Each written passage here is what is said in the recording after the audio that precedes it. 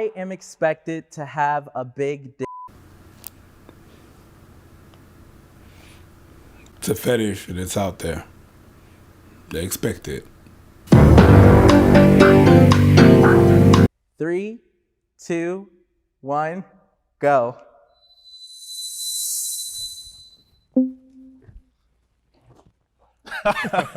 Nobody disagrees. Yo. Yeah, I feel like it's a stereotype. And we know that stereotypes aren't realistic, but I mean, personal encounters, I don't feel like there's leeway. I feel like, okay, that one we're keeping. Like that's what the general notion is. I think it gets into the issue of positive and negative stereotypes and how people need to realize that there is no such thing, because what you do is you put people into a box where they're expected to live up to a standard. And I feel like it's over sexualizing Black men. I think there are certain stereotypes that lead to better outcomes for groups. Definitely. I wouldn't say it's a positive stereotypes, but I definitely... That's what we call it, though. You know, if I was to create a tier ranking... That's what we call it. I definitely think there are worse stereotypes than better, you know what I mean? That's what we call it, a positive stereotype. If it betters your outcome, it's a positive stereotype. Yeah, okay, I'm not mad at that. I think the idea of why I wouldn't call it a positive stereotype is more so because the fact that it does create a box that you have to live up to, and if you don't, or if you're not able to, then that's like the negative downside of it, right? So that's probably, but I get what you're saying. Yeah, I get what you're saying as well. You know, you should want to date someone more for the pleasure physically that they can bring to you. And I know I've talked to people personally who will be like, oh, you're lucky you're Black, you have a big member. And I'm like, well, I have other things to offer too. Like, I'm well-spoken. Yeah, but we can't fuck the fact that you're well-spoken. Pause. You know what I'm saying? Like, if I met a girl, it's like, yeah, well, you know, I'm well-spoken. Like, if we just trying to bang. But imagine if she's well-spoken while she has your dick in your mouth. Huh? And what the fuck did you say? Because you said... Nah. This whole conversation is a gay. Nah, I said she. I said she. Yeah, she has her dick in my mouth? That's what you said. That's what I said? Yeah. If she has your dick in her mouth. Huh? If she has your dick in your mouth. Bro, this is gay. I don't care. No, stop talking about my mouth and penis. No, it's her mouth. Nah. She has your dick. Nah. Just khalas. Akum. I said it in how many languages? No mas. 4. Ahet. Okay, 5. Dick. Especially, you know,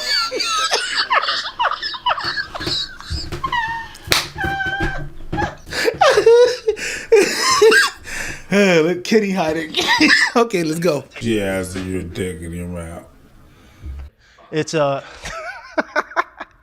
think a lot of people watch a lot of porn too, and that's where it comes from. Like when you watch a lot of porn, you see, you know, these mandingos and, you know, 10-inch monsters, and I think it's definitely reinforced by porn because most people's assimilation of that comes from there. So our audience submit hot takes about this group specifically. That's not going to be a hot take. I think you need take out the fire and put a garbage bin. That's not a hot take. They're trash takes. It's not a hot take. But let's it's just some shit normal. But yeah, let's go. Black men cheat on their significant others far more than other races. That's not a hot take. That's just a real take. That's not a hot take. That's just hold up. Let me ask this, okay? Because I think Black men's infidelities are just probably more public. But I'm sure if I went to Latin countries, it's just as common. No, but the thing that happened is that it's in the culture, right? We talk about it a lot more. Yeah. Right? When it's not we talking about like, okay, peep game. Go. I was reading a paper about how the fact that infidelity has a strong correlation between higher levels of testosterone. Yeah, you said that. Yeah. And so, like, you know, that's the shaggy take, right? Shaggy! That was amazing, though. What? When I said... What'd you say? It's biology. What's the full one? It wasn't me. Biology. That's what science says. So all you guys out there with high testosterone, just understand if you cheat, you're not an evil person, okay? Biology. It's really like the small dick, tiny people who, when they cheat, they're doing something far worse because, like, there's no reason. Suck it. I'm just like, where is this study published? Did someone do some research where they calculated numbers over a given period of time? The reason why it was... That's cap. It's more culture than it is strictly race-based. Those are my, like, 2 theories. I don't think it is. I think that everybody everywhere. I can guarantee you that if I looked up the stats, there's going to be probably higher levels of cheating. Here we go. The demographics of cheating in America. Cheating definitely seems to happen more amongst Black folks. And this, according to this, whites and Hispanics fall behind. Men seem to cheat more in older age. Women cheat at younger age. Yeah, there are studies on this. Apparently. I wonder what it's like in other countries, but I'm sure if they had robust studies Does that mean all black men? No, I think it was only 22% of them reported Something cheating. like that. So it's not even that high. No. But it is higher than other. I don't know the numbers. Like, Exactly, I don't that's know. what I'm I don't saying. know That's if why I'm like, true or not. I disagree. You damn well know. If this was a panel of black women, they all would have been on the opposite Oh yeah, side. yeah, definitely. But the thing is that they deal with black. To all the black women who feel some type of way about this, post a comment right now. This is for you guys. Black men are attracted to big butts. That's not a hot That's take. not a hot That has take. gotta be one what of the are you coldest. talking about? This is a Siberian Jesus take. Fucking right. Okay, so listen, take this take up has to Alaska. No, this North is Pole. this is a Kelvin. No. Sub-zero. This is Kelvin. Throw that bitch in space and let it float. This is That Kelvin. is one of the coldest takes. This is Kelvin. Let's This go. is 0 Kelvin right there. What's Kelvin? It's minus 73 degrees. It's an absolute zero.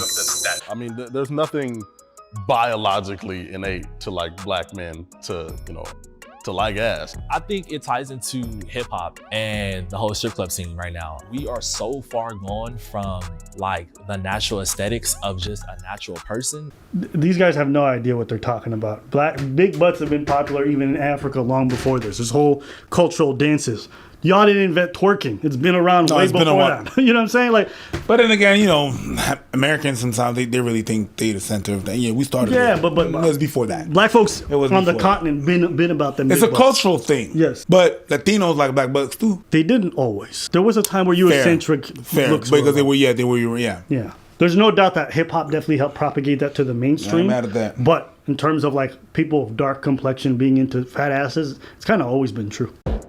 Bro, black people are funny. They said, bro. Can I skip this take? Jubilee. Wow. Can I skip this take? Corny ass. Homophobia is a big issue in the black community. 3, 2, 1, go.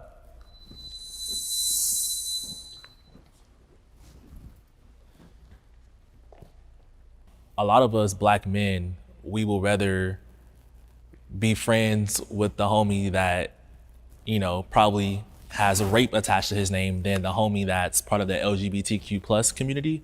And I think that that's something that, you know, we got to work on as people, because my thing is, I don't understand the whole big phobia of, okay, what he decides to do in his free time or behind closed doors, why does that bother you so much? Basically comes from slavery. All right, that's how they used to break people in and then break slaves that were disobedient or running away slave. We call it butt breaking. Look it up.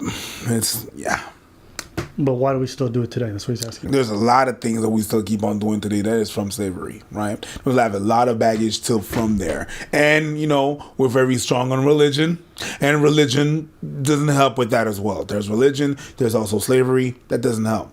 If you're in the comments being like, religion doesn't hate gay people, get the fuck out of here. I don't even want to talk to you. There's also something to be said about the fact that a lot of gay men don't necessarily want cis men to be like, you know, like really close friends with. Because if you think about a lot of interests, and again, this is going to go towards stereotypes more than anything. Let me ask you. Yeah.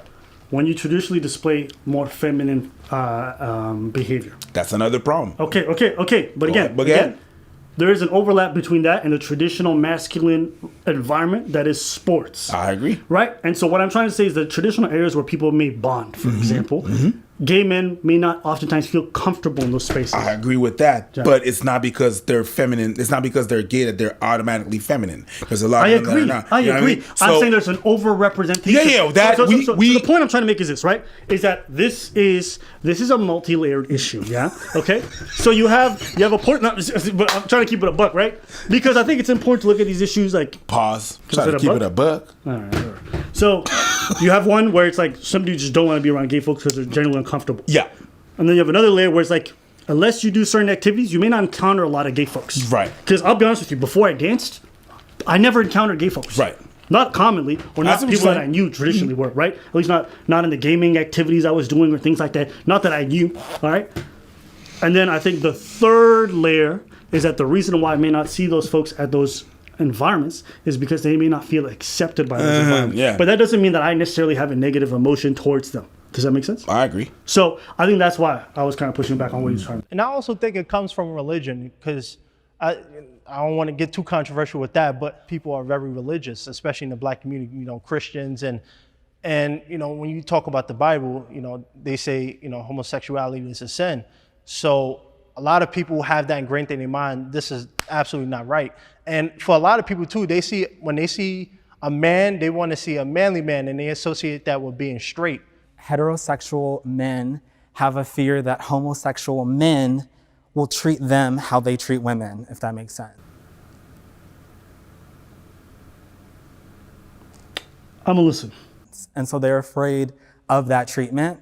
And I'm on somewhat agree because I'm rather torn. I think I've lived a life where I'm around very open-minded, inclusive people. So I'm not sure how big of an issue it is in the community. See, but that's what I'm talking about. That he's part of a very inclusive community, so there's no overlap because he's not around it often. I'm gonna say something that's gonna be controversial. Go ahead. Okay. I come from a dance background. So you do auditions, you're around dancers all the time, you're around people for all races, sexualities, and stuff like that. It's commonplace. Okay. Is that a hot take? Hold up. I've witnessed gay men be extremely aggressive towards straight men. Yeah. I've had it happen to me. Yeah, definitely. I actually had my friend at the, because some dude was coming on, I was like, bro, what are you doing? And my friend was like, yo, you trying to get dick? Like, what the fuck? So it's not even a fear. It's not like, oh my God, I'm afraid. It's just, I'm not interested. And so there's an interesting thing that he said where he's like, you guys are afraid that black men are get treated the way straight men treat. But It's wrong when men do it to women. Yes. It's wrong when women do it to men. And it's wrong when men do it to men. It's wrong when women do it to women too. So if I'm in an environment where maybe afraid. flirtation is encouraged, or like say I'm at a club, I'm not going to generally go to a gay club. Do you know what I'm saying? Well, because your chances are slim to none. Right? So for me, there's no incentive to be around. You know what I'm saying? I have no reason to go there. It has no interest of me. No interest for me. I'm not mad at it. I don't get mad when people go. I'm not going to go in those kinds of environments. So to me, it's not necessarily, it's just, it's the weird thing where it's like, there's an issue with like gay dudes coming onto straight guys. The same way, like, you know how some straight guys go up to lesbian women and be like, I can turn you? Yeah. There's gay men who are hyper aggressive with straight dudes or try to turn them, they say. Yeah, absolutely. And that's also something that's... Yeah. It's not controversial. It's not controversial. It is for most people because they don't encounter it. That's what you're saying. You might say that, and I might say that because we've been around dancers, so we know. Yeah. Not just dancing. If you're not around them, you never see that kind of stuff. I can assure you, I know some folks who would lose their fucking minds if what, you know what I'm saying, what I've seen happen. Even for auditions. How many casting directors and how many dudes who run these dance companies are gay dudes? I know personal friends of mine who were said like, send some racy photos or suck some dick. Yeah. That's a thing. You know, it's not just straight dudes out here being creepy with ladies. There's gay guys doing way worse. You know, when Terry Crews was out here talking about somebody grabbing his junk, it wasn't a straight man. Anyways, I digress. And Terry Crews a big ass motherfucker too. And I gotta say this is not to encourage homophobia or say there's a reason to fear them. What I'm trying to say is that just as an aside, that's a real take. But I do agree that 100% homophobia is an issue in the black community. So I just wanted to make that clear. The black church sphere, homosexuality is often made out to be the worst thing that you can be. There's almost nothing worse than being gay. And I think that's also where some of the homophobia comes from. To be fair though, that's not just the church, that's also within the book. That homophobia is one of the worst things you can do. Oh yeah, it is. So it's important not to just make it sound like it's the environment. I can assure you, it's not well seen, period. It's written. Yes. You can't be pro-black and date a white person. 3, 2, 1, go.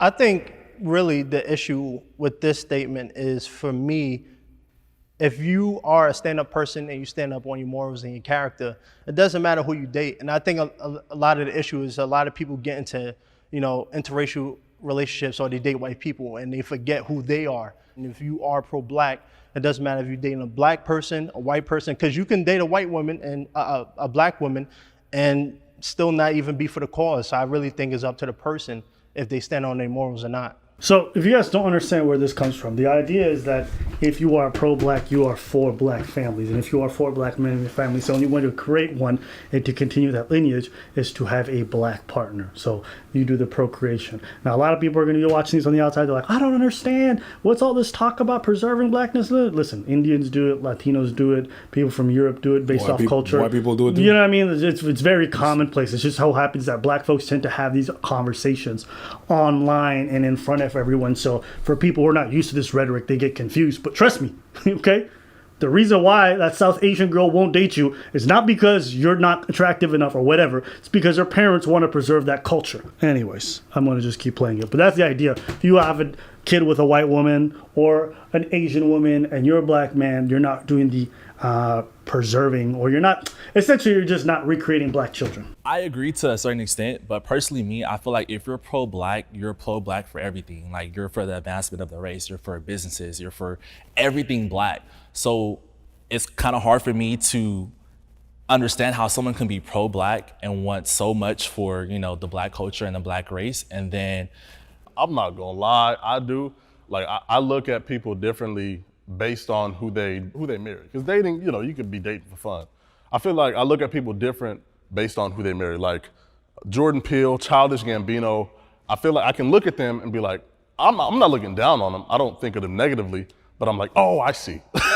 And like, oh, okay, I see, like, because like black men that date white women, there's something different, and there's nothing wrong with that, but you know what it is. Like, oh, okay, Childish Gambino, I can see that.